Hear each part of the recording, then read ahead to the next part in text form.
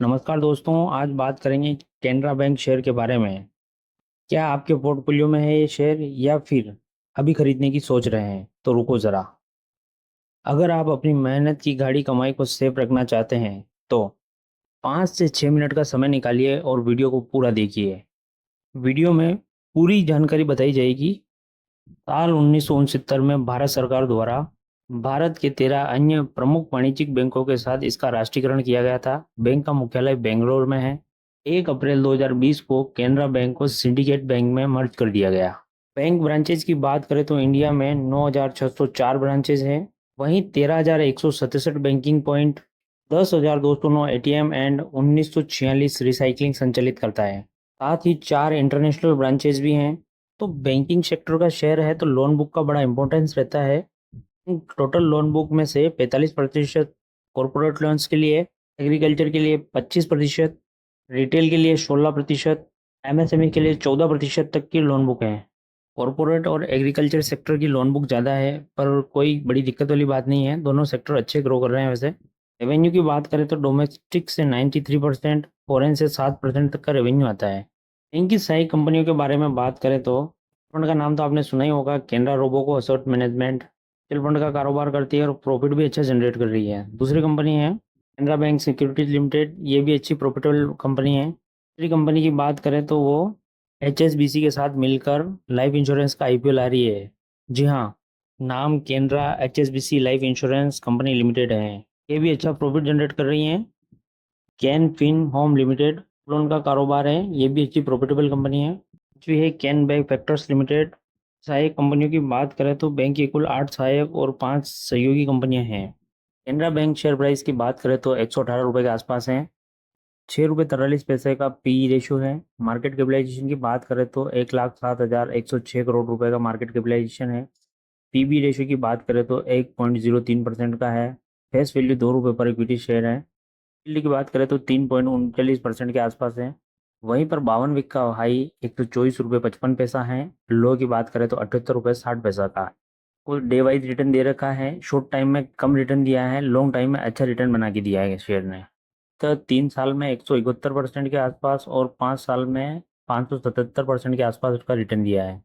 Sales की अगर बात की जाए तो इनकम में 9.70% की वृद्धि हुई है। सेल्स की अगर बात की जाए तो 3.18% के हिसाब से घटे हैं।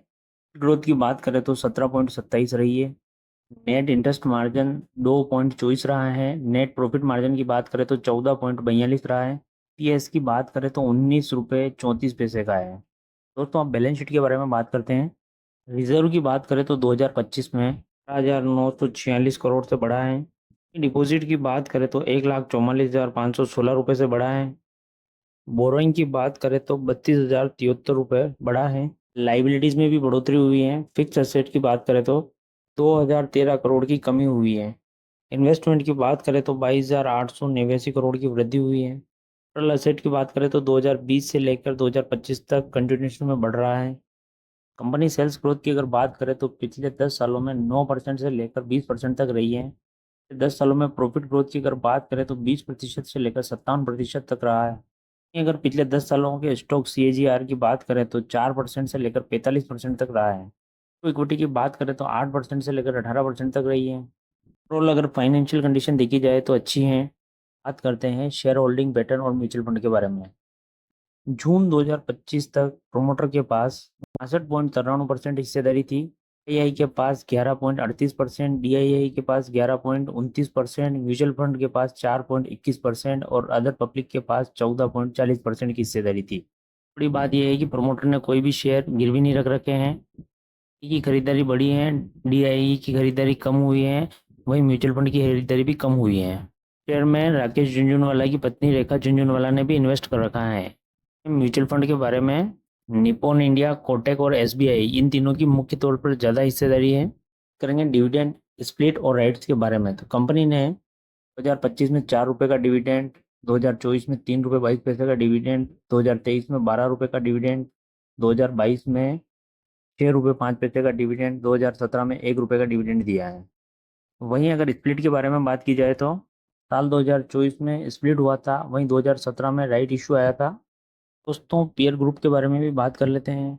5 बैंक दिए हुए हैं, Canara bank, bank of Baroda, PNB, union bank, IDBI. इन पांचों बैंकों की प्राइस 200 रुपये से नीचे हैं। तो PE, ROE, ROA, CAGR, OPM दिया हुआ है। थोड़ी सी वीडियो में दी गई जानकारी केवल शैक्षणिक उद्देश्य के लिए है, यह किसी प्रकार से खरीद बेच की सलाह नहीं है।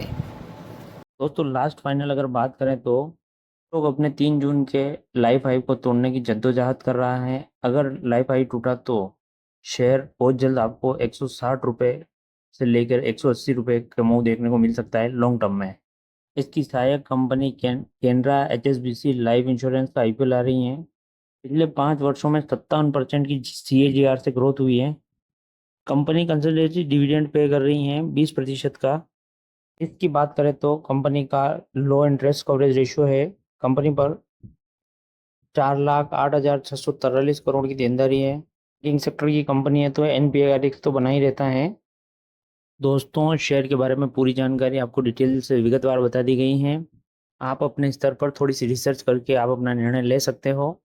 मैं उम्मीद करता हूँ वीडियो आपको पसंद आया होगा। वीडियो पसंद आया हो तो लाइक कर दें, शेयर कर दें, यूट्यूब चैनल को सब्सक्राइब कर दें। सूचना निवेश बाजार जोखिम के अधीन है। निवेश से पहले आप अपने योग्य प्रशिक्षित वित्तीय सलाहकार से सलाह परामर्श अवश्य लेवें। मैं सेबी पंजीकृत नहीं हूँ। धन्यवाद दोस्तों।